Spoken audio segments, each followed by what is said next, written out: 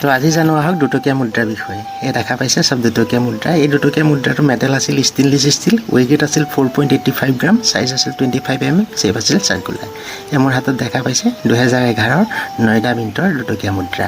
2011, 12, 13, 14 যোনটো মিণ্টৰে নহওক এনেকুৱা যদি দুটকীয়া মুদ্ৰা পায় ৰখাই যাওক। বৰ্তমান সময়ত UNC কণ্ডিশ্যনত এটা দুটকাৰ বৰ্তমান মূল্য হৈ আছে 15 টকা। তো ভালদৰে ৰখাই থওক, আগন্তুক দিনত ইয়াৰ মূল্য আৰু বেছি হ'ব। আৰু 18 আৰু 19, 18 নয়ডা মিণ্টৰ হ'ব লাগিব আৰু 19 হ'লে হায়দৰাবাদ মিণ্টৰ হ'ব লাগিব। এনেকুৱা যদি দুটকীয়া মুদ্ৰা পায় ৰখাই যাওক, খৰচ নকৰিব।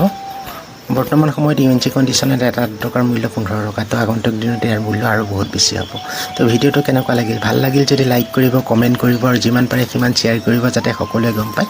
আৰু যিসকলে নতুনকৈ চাই আছে মোৰ ইউটিউব চেনেলটো ছাবস্ক্ৰাইব কৰি ল'ব। তো আজি গম পালে 2011, 12, 13, 14 বৰ্তমান সময়ত স্কোৱেৰ কইন্স যোনটো মিণ্টৰ মুদ্ৰা নহওক